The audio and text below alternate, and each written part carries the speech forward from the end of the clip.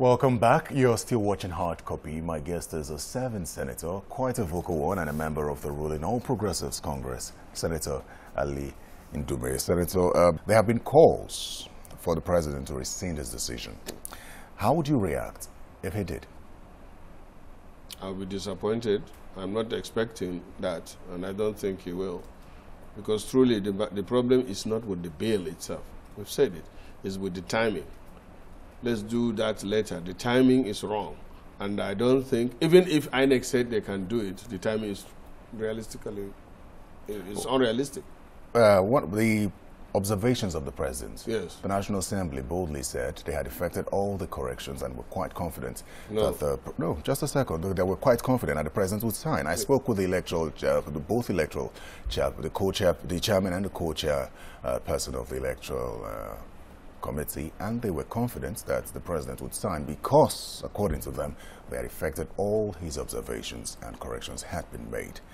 Now, my question to you is, why did the president not indicate the reason of how close the timing was when the letter was sent back to the National Assembly on the 9th of October for the 3rd time? Because as at then it was about the letter, the 9th of... It was read on the floor of the Senate on the 9th of October. Yes, October. Yes, but the bill was transmitted to the president in August. Yeah. From that time till the elections, we had about less than 6 months. So why did the president not indicate this closeness during this period? Well, number one, I'm not the president. Number two, you know, when you talk about timing from October to that time is longer than it is now December. If the National Assembly had immediately done its work and returned it to the president earlier than now, much earlier, maybe, I would say that. But as I said, I don't see, I'm going into election myself. I don't see a big deal in that, especially when INEC said, and nothing stops INEC from doing or using any legal means to conduct credible election. INEC said they are using card reader, which is the main thing. And they said they are ready to conduct the election under the 2015 Electoral Act. As it stands now, yes. who is responsible for the failure of this bill? Is it the president or the National Assembly? Both. In what ways? One is, you know, the lack of smooth working relationship that existed between the National Assembly and the executive, which is not supposed to be. And I can't put the blame on only the legislature because the executive, we have the majority. I have said that before, that our working relationship should be in tandem. We are supposed to work harmoniously. I think it is lack of that that caused this matter. And secondly, I'm worried about people crying, over their heads on issues that really are small and non-trivial. The most important thing is for INEC to assure Nigerians on to conduct credible election. That was done in 2015, and it can be done in 2019. And they said they can do the job, and the Nigerians will give them the opportunity. And those that are making this noise should go and campaign and get the electorate. And let me tell you, I've been in this business, contested 4 times, going in for the 5th one. From my experience, if you are popular, you don't have to worry. You will win. Nobody will rig you if you are popular. Now, let's look at the bills. When the National Assembly resumed from its long break on the 9th of October, there were quite a number of bills that were rejected. Now, this assembly boasts of having passed the most bills, and incidentally, has the most bills rejected. Yes. Doesn't it portray the assembly as not paying close attention to detail with regard to bills? Yeah, we have issues. We are rushing. And that's what caused some of these critical and serious drafting errors. Most of them are rejected because of drafting errors, not because they are not good. And actually, most of them are not rejected by Mr. President. Okay, they are returned with so many observations. Yes. There is different when you say you reject the bill. And it's different that you refuse to accent because of social reason. And in most cases, it has to do with drafting or conflict with other existing laws. Apart from you alluding that the 8th Assembly hasn't really paid close attention to bills, which has led to the President declining assent to several bills.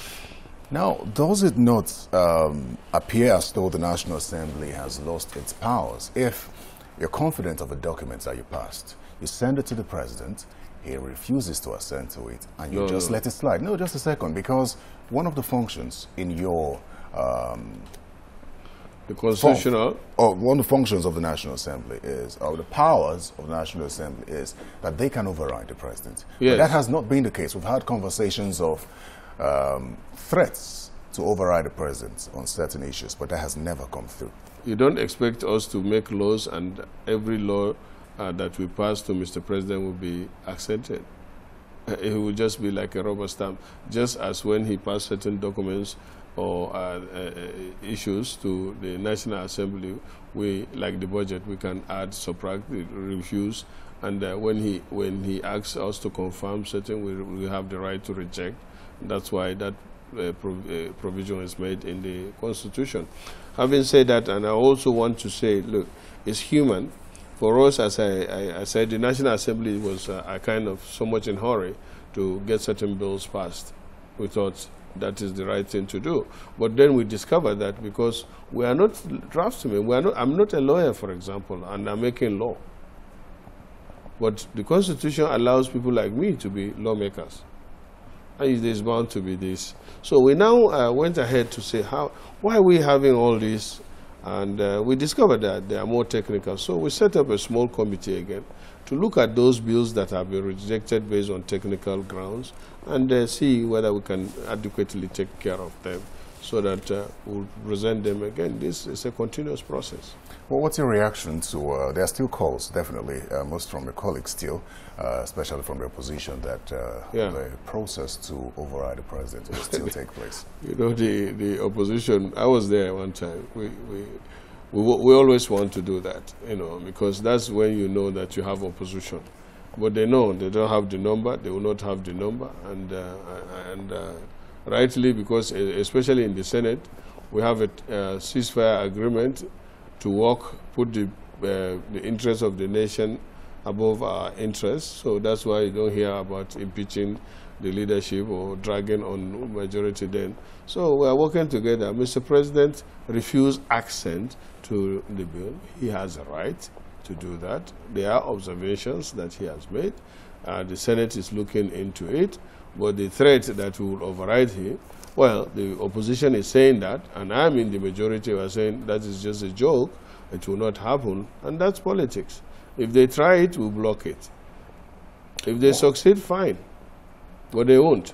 Well, some of the conversations we've had... Because they don't have the number. Some of the conversations we've had regarding this elections, the elections coming up, is that this administration doesn't really have reform policy, electoral reform policy whatsoever going into the elections compared with what we saw before the 2015 elections. Was there any major reforms in the 2015 before the election?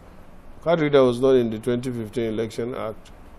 You know, it wasn't, but it was allowed. It was something. So what exactly? What stops them from using the card reader now? My point is, it's a continuous thing. There is nothing new that this administration is bringing into the electoral process. Well, we have a new electoral empire under this that was nominated.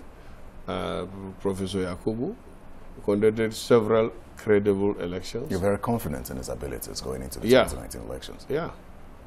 And we have confidence in winning too. That's the ruling party. Because the difference is very clear. It's the same product that Nigerians have chosen before. The same product. APC, PDP, same people in PDP, same people in APC. They are all known products.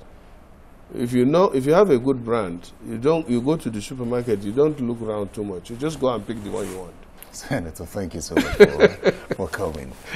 Okay, Terry. Thank you very much. Well, that's hard copy for tonight. Thanks for watching. And remember, you can catch the interview again on our website, channelstv.com. Don't hesitate to send us your feedback using our social media handles and email displayed on your screen. I'm Terry Ikumi. Good night.